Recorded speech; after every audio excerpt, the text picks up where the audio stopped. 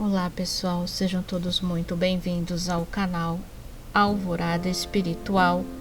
Estamos dando continuidade ao livro 2, capítulo 1 do Livro dos Espíritos, que trata justamente dos espíritos, tá bom? Antes de nós irmos para o vídeo de hoje, vou pedir para vocês se inscreverem no canal e ativar o sininho para receber as notificações e deixar aquele like para estar ajudando o canal. Primeira ordem, espíritos puros. Essa ordem nós já estudamos no vídeo anterior, né? Agora é progressão dos espíritos. Os espíritos são bons ou maus por natureza, ou são eles mesmos que se melhoram? São os próprios espíritos que se melhoram e, melhorando-se, passam de uma ordem inferior para uma ordem superior. Entre os espíritos, alguns foram criados bons e outros maus? Deus criou todos os espíritos simples e ignorantes, quer dizer, sem ciência. Deu a cada um determinada missão com o fim de esclarecê-los e fazê-los alcançar progressivamente a perfeição para o conhecimento da verdade e para aproximá-los dele. A felicidade eterna e pura é para aqueles que alcançam essa perfeição. Os espíritos adquirem esses conhecimentos, passando pelas provas que Deus lhes impõe. Alguns aceitam essas provas com submissão e alcançam mais prontamente o fim de sua destinação. Outros não as suportam senão murmurando e por suas faltas permanecem distanciados da perfeição e da felicidade prometida. Segundo isto, os espíritos seriam em sua origem, como são as crianças, ignorantes e sem experiência, adquirindo pouco a pouco os conhecimentos que lhes faltam em percorrendo as diferentes fases da vida? Sim, a comparação é justa. A criança rebelde permanece ignorante e perfeita. Segundo sua docilidade, ela aproveita mais ou menos. Todavia, a vida do homem tem um termo, e a dos espíritos se estende ao infinito.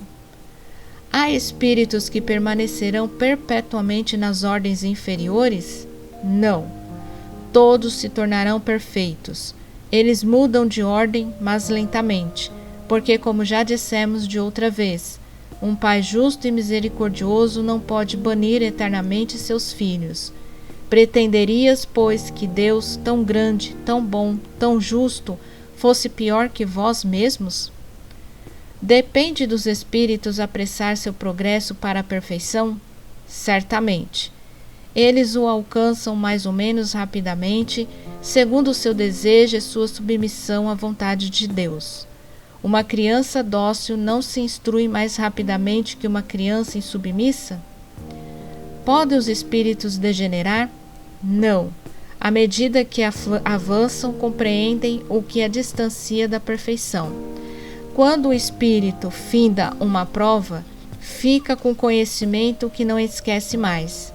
Pode permanecer estacionário, mas não retrógrada. Deus não poderia isentar os espíritos das provas que devem suportar para alcançarem a primeira ordem?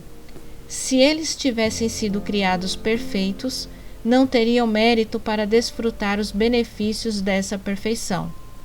Onde estaria o merecimento sem a luta? Aliás, a desigualdade que existe entre eles é necessária às suas personalidades, e a missão que eles cumprem nos diferentes graus da escala está nos desígnios da providência para a harmonia do universo. Visto que, na vida social, todos os homens podem alcançar as primeiras funções, igualmente poder-se-ia perguntar por que o soberano de um país não promove cada um dos seus soldados a general, porque todos os empregados subalternos não são empregados superiores, todos os estudantes não são mestres. Ora, entre a vida social e espiritual há esta diferença. A primeira é limitada e não permite sempre alcançar todos os graus, enquanto a vida espiritual é indefinida e deixa a cada um a possibilidade de elevar-se ao grau supremo. Todos os espíritos passam pela fieira do mal para alcançar o bem? Não pela fieira do mal, mas pela da ignorância. Porque certos espíritos seguiram o caminho do bem e outros o do mal? Não têm eles o livre-arbítrio? Deus não os criou maus, criou-os simplesmente ignorantes, simples e ignorantes. Isto é, com aptidão tanto para o bem quanto para o mal. Aqueles que são maus assim se tornaram por sua vontade. Como podem os espíritos em sua origem, quando não têm consciência de si mesmos, desfrutar da liberdade de escolha entre o bem e o mal? Existe neles um princípio, uma tendência qualquer que os incline mais para um caminho que para outro? O livre-arbítrio se desenvolve à medida que o espírito adquire a consciência de si mesmo. Ele não teria mais liberdade se a escolha fosse determinada por uma causa independente da sua vontade. A causa não está nele, está fora dele, nas influências a que cede em virtude de sua vontade livre. É a grande figura da queda do homem e do pecado original. Alguns cederam à tentação, outros resistiram.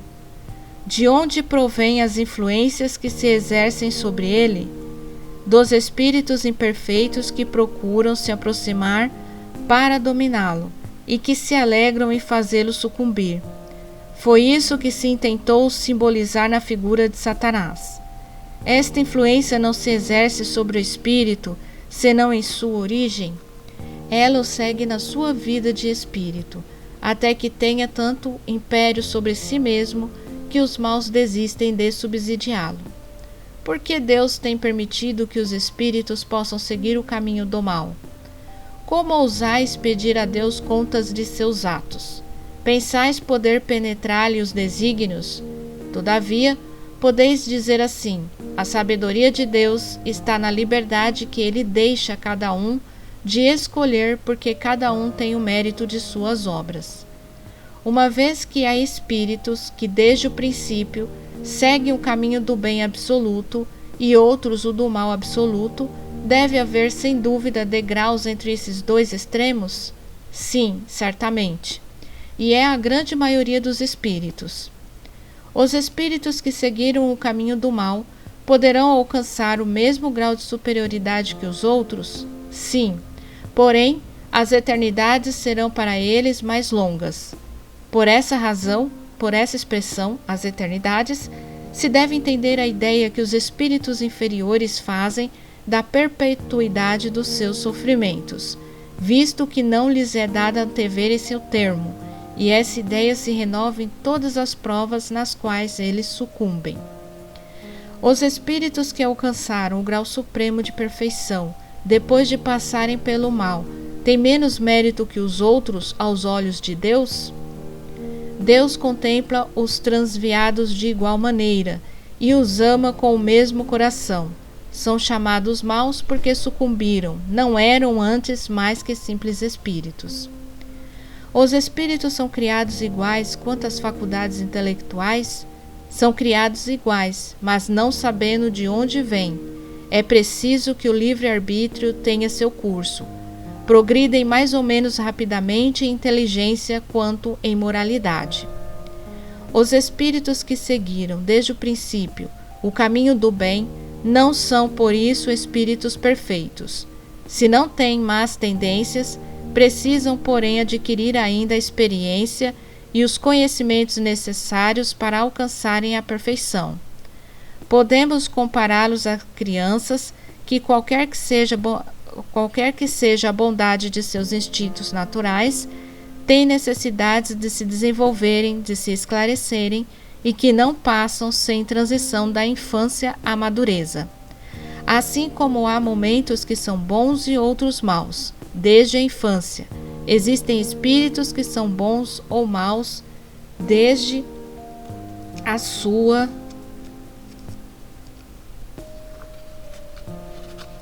origem, com a diferença capital de que a criança tem os instintos todos formados enquanto que o espírito, em sua formação, não é nem mal nem bom, tem todas as tendências e prefere uma ou outra direção por efeito de seu livre arbítrio.